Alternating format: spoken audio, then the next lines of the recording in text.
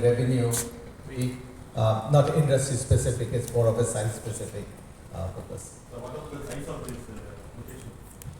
This size of this location can hold 870 people. So you are talking about virtual GCC. What is the main operations of virtual? So the virtual GCC is, so any client which they wanted to start, especially in a mid-market segment, what happens is there is a hesitation to come to countries outside where they are operating. For example, a company which is in the US, around like 500 million to 1 billion. When they want to come into a different territory altogether, different geography altogether, for them it's one is the expertise which are there in that country may not be available, easily available to them. Second, the hesitation in terms of what are the local statutories and laws which can affect them globally. And third is like how to expand their business beyond certain level. Those are the questions that would come, and the risk for investing, they may not even be aware of it, and that's why they don't want to incorporate so quickly. So in a virtual GCC concept, we provide them an opportunity for them to do an exit, two way of exits here. One, we build and operate for them completely, so that like they can, just like any other outsourcing entity, they can do the outsourcing. But beyond a point when they think at some point of time, okay, this is my idea and this is the work which I am doing, and this can probably translate to my own company because now I am very comfortable in the geography where I am operating. So the exit point at that point of time is again go completely into their own company. So till that time it becomes their own GCC, it is a virtual GCC for them. And the time when they become their own GCC, it becomes a full-scale GCC. If they decide not to go for a full-scale GCC, they want to prolong as just outsourcing, or they want to scale down their operation and say, it's too risky for me to go into that one. The virtual GCC gives them a safety net to exit out from the country without further burden to that one. So that's why the virtual GCC becomes much more important for a mid-sized segment organization which you was talking about. Anything you want to add? Yes, I think the most important aspect is flexibility. If you think about the CEO, and I work with a number of them in the US of a company of 500 million or $1 billion, they typically have 5,000 employees, maybe 10,000 employees. They need flexibility in terms of knowing what they want to be able to do in India and how much they want to be able to do it. They're not going to take a critical process from wherever the global headquarters and move it completely to India day one. The whole company can sink if that process doesn't work. So they need to be able to make tentative steps, small steps, and be able to be flexible and agile in how they go about it. Is it a new concept or virtual CC or already is there? GCCs in general, virtual GCC. Virtual GCC, I actually have not, I've been in the industry for 40 years and I've not seen a model where a company can take a risk without taking a full risk, in the sense they're able to try, test something out, adapt, and yet do it without a big downside effort. It's not just the dollars cost, but it's the business risk.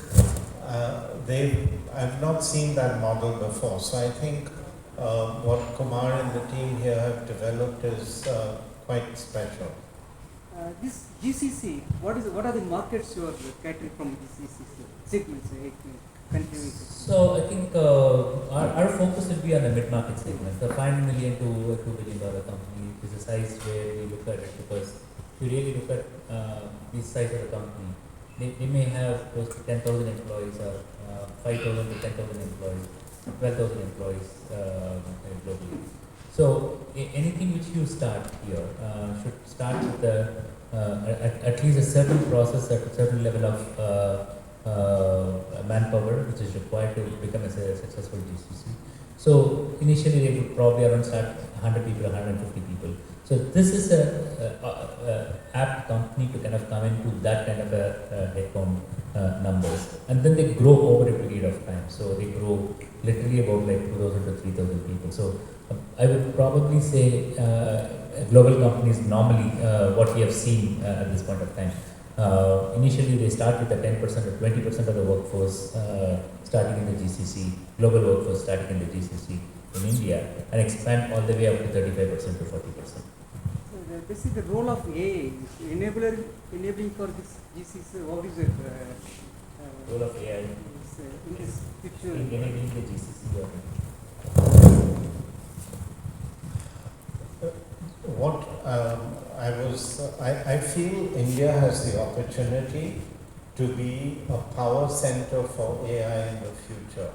Not in developing new LLMs, not to be another Anthropic or DeepSeek, but in creating power users of AI, to have literally lakhs of our people, our talent, our people from vocational schools, from the various, not just engineering colleges, but all our colleges, can become power, a place you go to that people will rely on. I've built myself some GCCs, so I know how it works. Once there's success, once the global company and the functional areas there know that they're going to get overnight a really good solution from the power user sitting in India, they will use them more and more.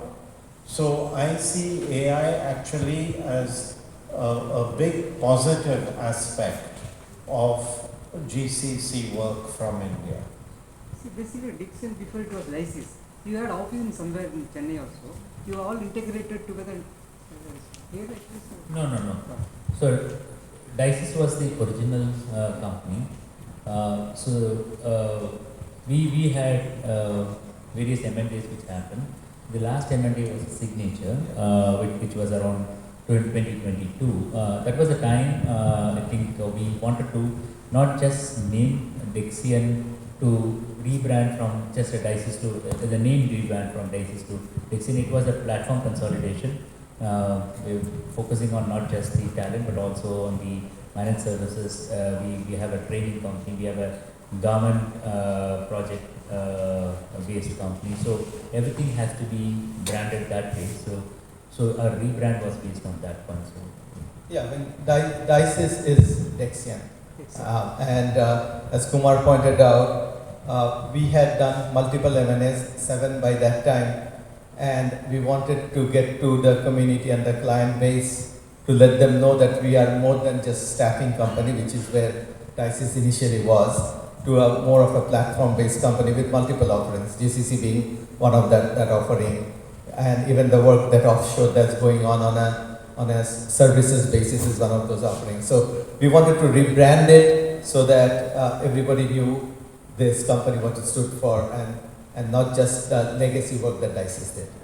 as of now in Chennai, only this office is for Dexian. only office. So the current office right now it's in Ramanjam IT City. Yeah, Raman. This will be operational from next month onwards. So we shift everything here. There is no other facility Since we have you introduced. recently started, till when it will be fully operational? Sir? This Next month onwards. As soon as the occupancy certificate is available to us, we'll start utilizing it. Other than Chennai, Sir. any other places where you any new offices you? Other than Chennai, we have offices in Bangalore, Pune, Hyderabad, Mumbai, and Noida. Sir, your Saudi locations is worldwide, Rajesh. Your Saudi locations in worldwide across 13 countries. What's your vision in this new office and what will be your focus? New office, you mean? Yeah, this office. No, this is an expansion from the existing. Okay. So our expansion is based on the client needs and also the business expansions which are happening. So there is no specific. The expansion is not for a specific particular function or anything. So whatever which we have been doing on for the past years in 2025, we are carrying that further. So this new office has a newer line of service which we started with the GCC as one of the main focus area, and that expanded facility which is required because GCC also requires the real estate to expand it further for the client. So that's one of the reasons why we came into the expanded office. So in South India, you have locations in Chennai and Bangalore. What about Andhra, Telangana, or Kerala like that? No, we have Chennai, Bangalore, Hyderabad. Oh, even Hyderabad Hyderabad also we have Chennai. offices. And in the west region we have Pune and Mumbai. And north we have in Noida. Okay, fine. In terms of business, the turnover wise, future plans, In terms Your of what? plans for the business. is it turnover something? Well, so general or India specific? India specific. India specific, okay. So India specific, we have services business where we give our clients outcome-based services that are in the digital transformation space and on data.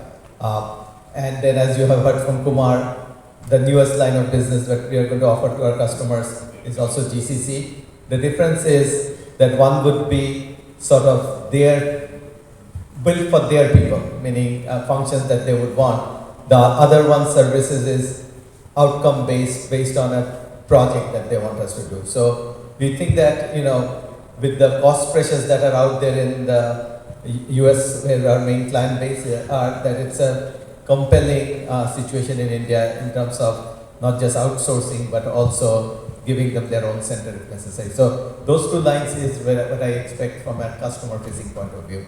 Now, India also supports our own back office, and as we are expanding and growing, obviously we are going to have growth there as well. So in Trill we had 2 floors. We are consolidating into much bigger 1 floor space here. So you have any idea in collaboration with other Sorry. Collaboration? collaboration with other MOE public sectors? So if you're talking about a technology per se, not right now at this point of time. But PSUs, yes, we are working with it. For example, some of the government projects which we wanted to work, we are partnering with the Agriculture Finance Corporation, which is a project management company for the government, and the TCIL, we are also working with them. We are working with Gujarat Informatics Center, which is also a public sector. So these companies are the front-ending the project management office for the government, and we have become a tier 1 supplier for them, partner for them to execute projects for the government.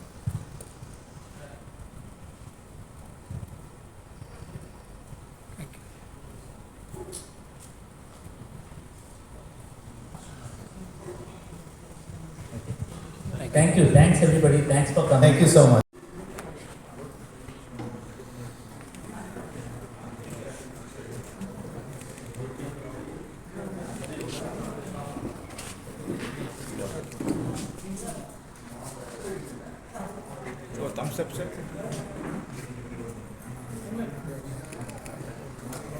Looking forward to our continued expansion into India. I'm Kumar Rajgopal, Country Head for Dexian India.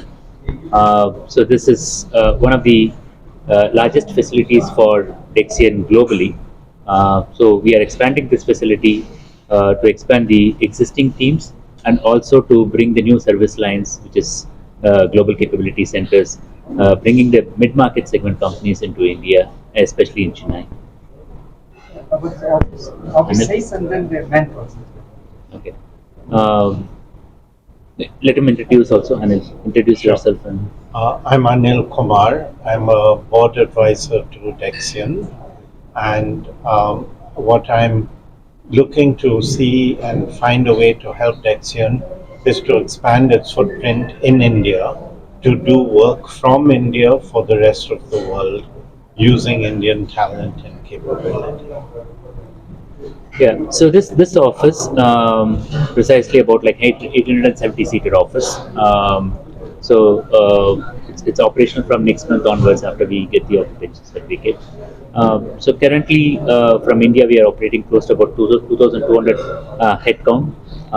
The investments ranges in fact over a period of 15 years, 13 years.